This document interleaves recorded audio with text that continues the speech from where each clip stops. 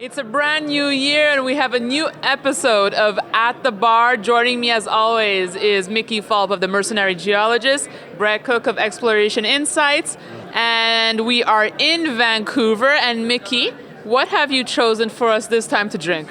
Unfortunately, I did not get what I chose. I chose Canadian Mist because we're in rainy Vancouver, but we had none at the bar, so we defaulted to Crown Royal, which is arguably the best rye in the world. All right, well, we won't be picky today, gentlemen. And what I'd like to discuss a little bit with you is about field trips.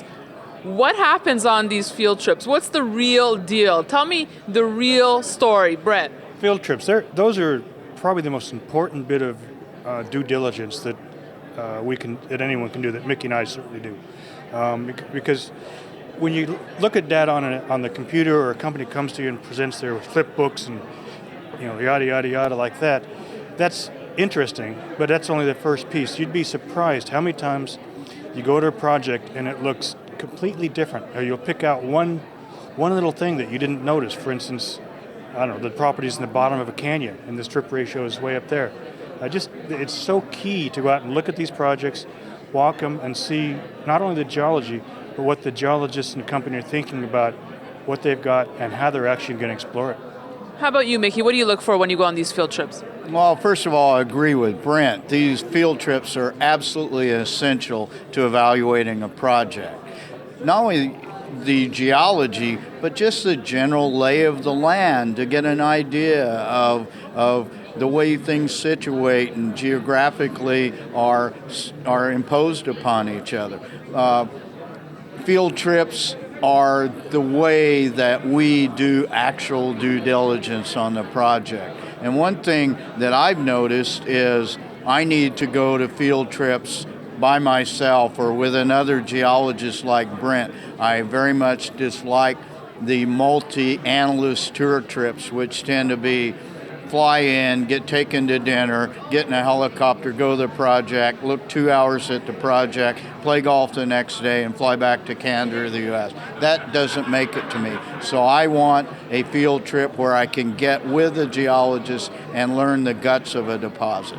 So, Mickey, if there's too many perks, is that a red flag for you? It is. It tells you right away that the G&A on this company might be a little bit inflated, and it does raise a bit of a red flag at times. How about you, Brett? What are some red flags you look for when you go on these trips? Well, Mickey mentioned one really interesting was geographic location. I was just on a project in Indonesia last month, and this is a really, on paper, a nice looking, potentially economic deposit, good grade, large copper gold system, but it sits next to the ocean, and if you try to open pit it, you've got a little problem of the ocean coming in. Try and block cave it, the fractures come up and go into the ocean, and you're going to be draining the ocean into these pits, and that's something that you don't get looking at the data. But just going there and seeing that's like, bingo, this is a problem. Mickey, walk me through one of the best field trips you've been on.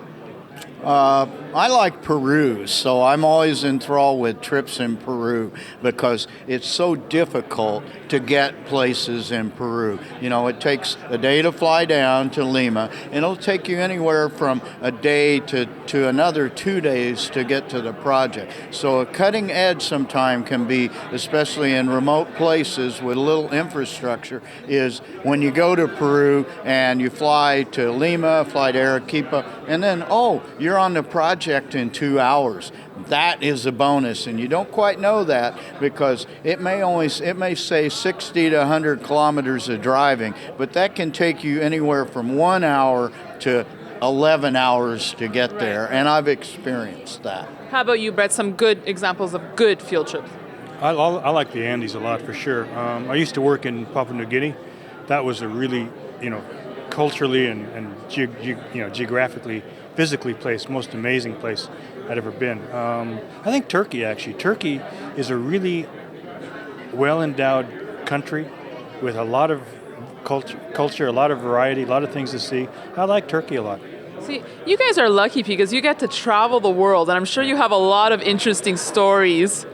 I was at a very interesting place in Estonia this past year, and it was Silmet. And Silmet is one of the two one of the two rare earth element separation facilities outside of China. And I found Estonia a fascinating place. I stood beside an 1,100-year-old wall that kept the barbarians out. I saw Soviet-era architecture, I saw pre-World War II architecture, and I saw giant new skyscrapers. So Estonia was one of my favorite recent field trips. All right, Brett, let's bring it back home to the investor. What should they be looking for, or what's a good sign of a good field trip? A good field trip. I think what's really important is that the company that has the property has a good handle on what the actual economics of a deposit are going to be if they're lucky enough to find it. I mean, and that's what, whenever I go to a property, the first, when I look at a rock, it's like, my trademark, turning rocks into money. What's it really going to cost to dig this up, get the ore out, build the facilities to do it? So you're thinking in terms of money, not rocks, not geology per se, but money. And I think any investor has to have some sense of what a property that's being explored might be worth. Too many of these junior companies, in my opinion, spend a lot of money on things that even if they're successful, they're not worth anything. Do you share that philosophy, Mickey? Absolutely. Brent and I are both economic geologists, and I will always emphasize the word economic in that. We pound on a lot of rocks. We've seen rocks all over the world, but really the key to this whole thing is, can you make money mining, processing, recovering metals from that rock? And it's all about economics. And we are at the Vancouver Resource Investment Conference. Brett, Mickey, what are the most common questions you're asked by people who stop you? What's my favorite stock? Which, unless you're a subscriber, you don't get to know. What's going to make me rich, right? Now, what's my favorite stock? What should I invest right now? I am not a certified financial analyst. I am not qualified to give investment advice. Here's what I am invested in. So, all right. Well, actually, I think that's a good point. When I write about stocks in my newsletter, it's about what I'm actually buying with my money. It's not what I'm being paid to write, what I'm writing about with my money. But I've got one question for Mickey. Did these walls that were meant to keep out the barbarians, did you get inside? Yeah, you just walk right into town. And so that proves I'm no longer a barbarian. So it has nothing to do with field trips, Brett. Well, it depends on where he's at. Thank you for joining us here in Vancouver from the Vancouver Resource Investment Conference. Thank you, Mickey. Thank you, Brett. And thank you for watching Kitco News.